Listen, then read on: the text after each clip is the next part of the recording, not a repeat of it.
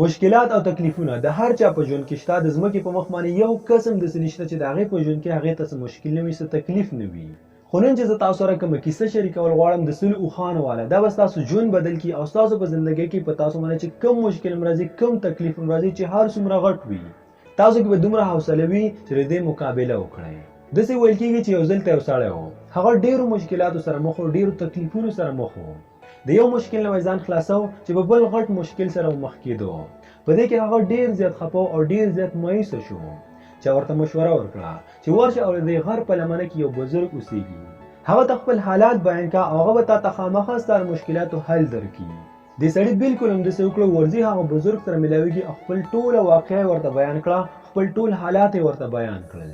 هغه بزرګ ورته ویل چې زه بالکل پوه شوم، خو اوس نیمه شپه د شپې ناوخته دی، داسې کار وکړه ته م ویده شه او زه به ویده شم، سبا سهار به زه تا ته ستا د سوالونو جواب درکړم، ستا د مشکلاتو حل به درکړم. خو بچیه د ویده کېدلو نه مخکې زما یو ورکوټه شانې کار وکړه. زما پر یې غوجل کې 100 اوښان دي، ورشه کله چې دا ټول اوښان کیني او ویده شي نو بیا ته هم ویده شه. دې سړي بالکل هم داسې وکړل، ورغه یو اوښ کینی بل پاسي، دلته 10 کینی هلته 20 نور پاسېږي. په دې کې شپه سهار شوه خو دې سړي خوب ونه کړو، ټوله شپه یې په همدې کې تېره کړه. په سهار کې ورته بیا بزرګ راځي او پوښتنه ترې کوي چې بچیه ستا شپه څنګه وه؟ دا سړی ډېر زیات په غوسه ورته وویل چې ما په شپه کې خوب نه دی کړی، یو اوښ کینوم بل راپاسېږي، بل کینوم هلته 10 نور راپاسېږي، ټوله شپه مې په همدې کې تېره کړه. هغه بزرګ ورته وخندل او ورته یې وویل چې همدغه شانتې د هر انسان ژوند دی. د یو مشکل نه به د ځان د خلاصولو کوشش کوي چې د دغه اوښانو په شانتې یو بل مشکل به ورته راپیدا کېږي، یو بل مشکل سره به مخ کېږي. یعنې تر څو چې انسان ژوندی، مشکل به هم په ژوند کې خامخا راځي، د مشکلونو د خلاصېدلو هېڅ لاره نشته.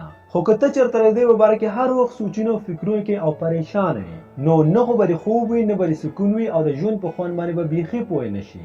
بس پرېږدی او تېرېږه ته، دغه مشکلات به ټول عمر وي، د دې نه خلاصېدل نشته دی. که چېرته ستا په ژوند کې یو داسې غټ مشکل دی چې تا ته پته ده د دې نه خلاصی نشته، نو فکرمند کېږي ولې هسې نه هم ترې خلاصی نشته. یا که چېرته ستا په ژوند کې یو داسې مشکل دی چې تا ته پته ده نن دی که سبا دی که بله ورځ دی، د دې نه به زه خامخا خلاصېږم، د دې نه خلاصی شته، نو فکرمند کېږي ولې خامخا به دې خلاصېږي. نو ګران کتونکو که چېرته ستاسو دغه ویډیو خوښه شوې وي، تاسو ته فایده در رسولې وي، صرف یو لایک ورته ورکړئ او په کمنټ سیکشن کې خپله رایې ضرور پرېږدئ. که چېرته نورې ویډیوګانې کتل غواړئ، انګلیش په پښتو کې زده کول غواړئ، نو بیا موږ سره اوسئ.